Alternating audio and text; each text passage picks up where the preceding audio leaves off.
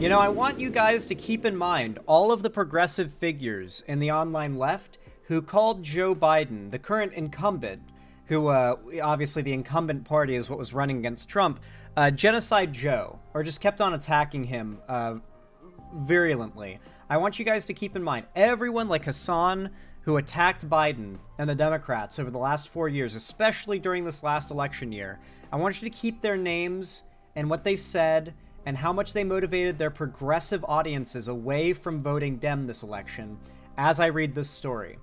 Because I know I've got a lot of trans fans here, and this story is about you guys. The Supreme Court of the United States conservative majority appears ready to endorse Tennessee law banning gender-affirming care for minors. The Supreme Court appeared likely to back a divisive Tennessee law that bans gender-affirming care for minors after more than 2 hours of oral arguments on Wednesday, in which the court delved into a culture war battle that has become even more politically fraught since the election. The transgender care case is the most significant matter to come before the Supreme Court this term, and it has become even more extraordinary since former President Donald Trump was elected to a second term, in part on a campaign to end the quote-unquote transgender craziness. More than 110,000 teenagers live in states where restrictions on transgender care exist, according to the Williams Institute of UCLA School of Law.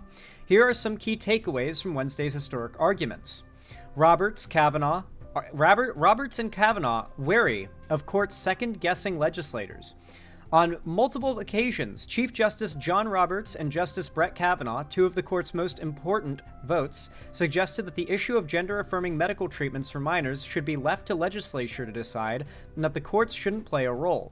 Roberts' skepticism towards courts getting involved was a particularly worrying sign for the challengers to the Tennessee ban, as Roberts had previously sided with federal transgender employees in a major 2020 case, finding those employees are covered under the workplace discrimination protections of the Civil Rights Act.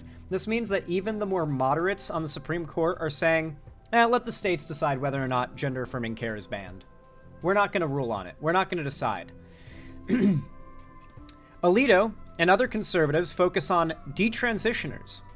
Several of the court's conservatives appeared heavily focused on so-called detransitioners, individuals who regret receiving gender-affirming treatments earlier in their lives, as they expressed skepticism towards arguments that transgender Americans should receive heightened protection under the law.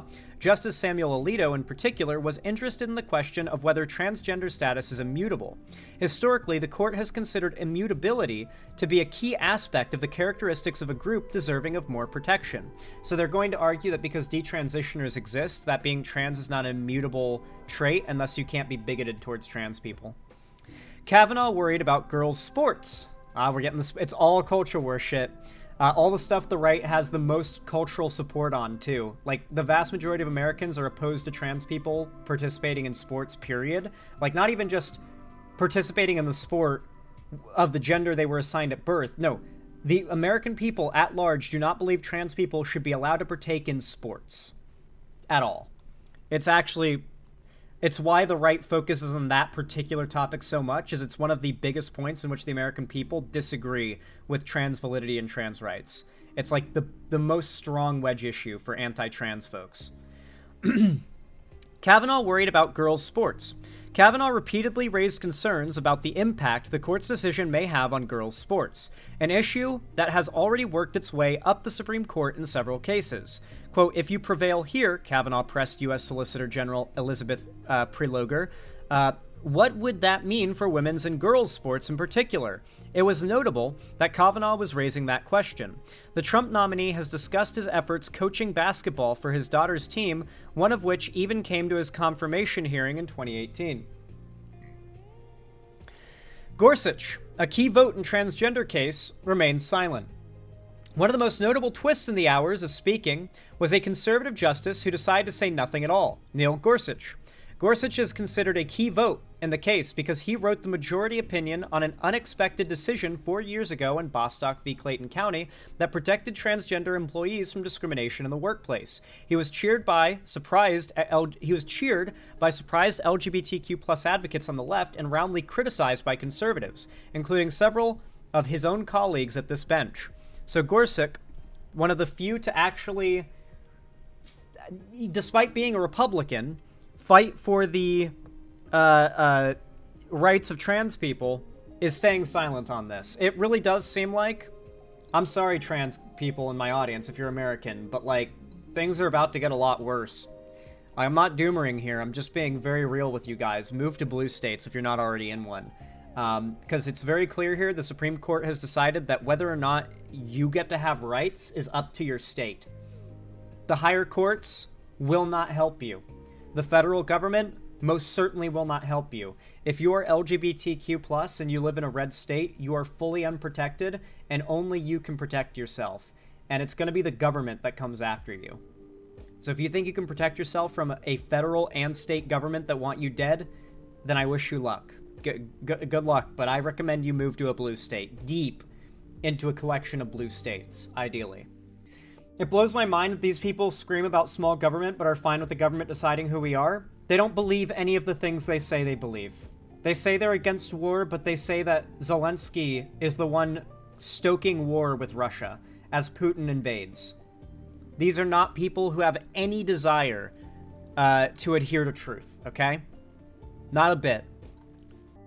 In just a few hours, the Supreme Court will hear arguments about transgender rights. It's over a Tennessee law that bans gender-affirming care for minors. Eyewitness News reporter Jaysha Patel joins us in studio with those details. Jaysha. John Rachel, Tennessee and 25 other states have passed bans on some gender-affirming medical treatments for minors.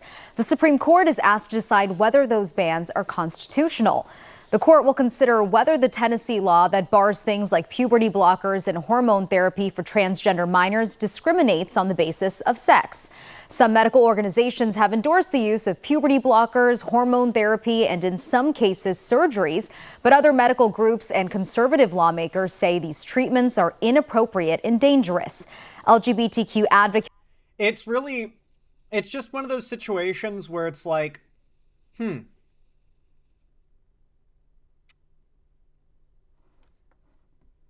Okay, we got a bot in chat. Defund war, saving Bitcoin, non-ETF Bitcoin and self-custody, and hashtag hodl, hashtag cold wallet, hashtag self-custody, hashtag spot BTC. Bitcoin life raft, zero is the only wrong allocation. We got a Trump supporter bot in chat. I love how the crypto bots and the like Trump bots are basically like, they've come together. They've like allied. They become the same entity. Kids claim the law violates the 14th Amendment's Equal Protection Clause and overrides parental authority. And the outcome of the case could have a sweeping impact on health care for the more than 300,000 American teens who identify as transgender. Meanwhile, here in California, leaders are trying to protect access to procedures for transgender people. Doctors who provide gender-affirming care in California are legally protected from laws criminalizing it in other states. Now, some experts have said that gender-affirming care could be threatened by federal action as President-elect Donald Trump is set to become president again. The right will literally say, you don't tell us what to do with our bodies when it comes to vaccines, but we'll tell you what to do with your body when it comes to sexual identity and abortion rights. Yep. Trump has said he plans to. They don't believe anything. These people do not believe anything.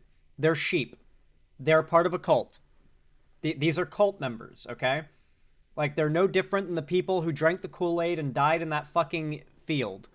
In, that fucking, was it the fucking Heaven's Gate cult? Ask Congress to stop federal taxpayer dollars from being used to promote or pay for these. I occasionally watch content about, like, crazy-ass cults, but I always mix them up because it's just a bunch of crazies. Jonestown. Heaven's Gate's a different cult. My bad. Jonestown. Okay. Types of procedures. Now, today will also mark the first time an openly trans litigator will argue a case before the Supreme Court. A decision is not expected for several months, and the ruling could possibly affect others. Jonestown, you goof. Y'all are all 30. You do not get to say to me that I'm a goof for not remembering the name of that, like, 30 years ago fucking mass suicide that a cult did, okay? Like not remembering the name of the cult, all right? Like, I'm a fucking zoomer, all right? The fact I even know about it is astonishing. You boomers don't get to shame me for being young. I'm gonna live longer than all of you. I hope you know that. The Heaven's Gate people shot themselves? Ah, so it was a very similar situation. Other laws and efforts to regulate things like sports competitions involving transgender people or which bathrooms they even use. Hello, I'm Mark Brown. Get more great AB. Dude, once again, I don't know how. Oh, they asphyxiated. Okay, whatever. Anyway, I don't know how you do this. Like, it's actually just, on one hand, I want to act surprised. On the other, I feel like it's naive to act surprised. Like, Americans are stupid and foolish and unwise. They have famously always fallen for con men and grifters. Like, America is the land of con men and grifters. It's one of the oldest professions to, like, blow up in the U.S. Like this is a country of con men and grifters. Like, one of the most iconic things we associate with old America is snake oil salesmen, right?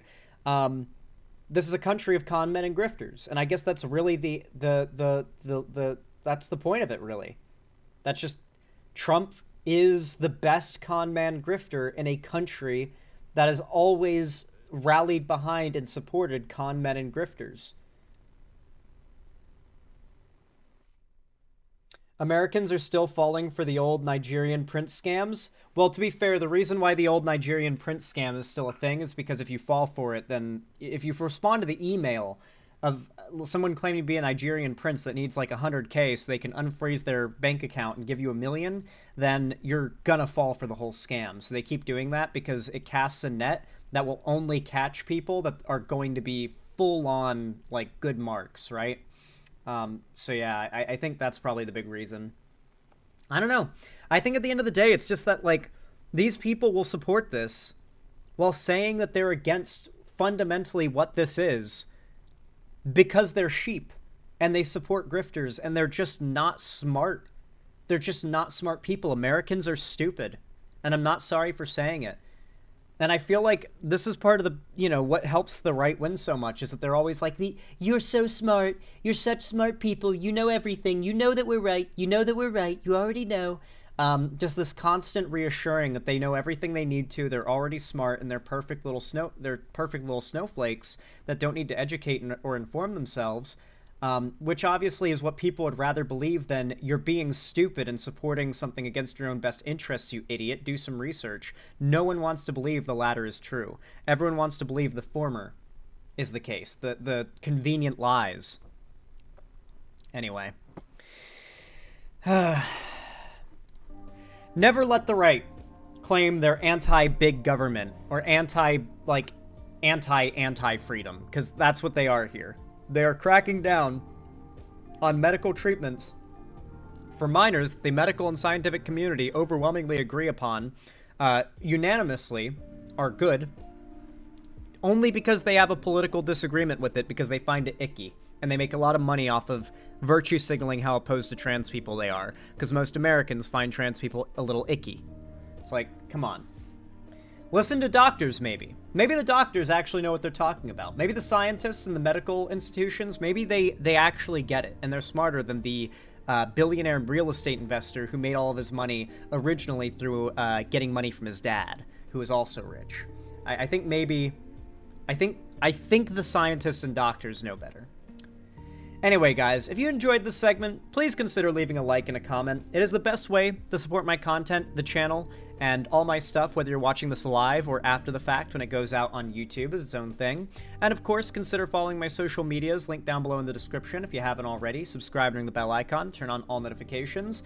And if you want to support me directly, financially, help me keep the lights on and a roof above my head here at the Xander Hall studio, then please consider donating, subscribing, or gifting a sub on my website, xanderhall.com/live, or support me financially through YouTube, Twitch, Streamlabs, Stream Elements, Patreon, or or buy some merch through the Streamlabs link down below in the description. But with all that said, thank you all so much for watching, and as always, have a good one.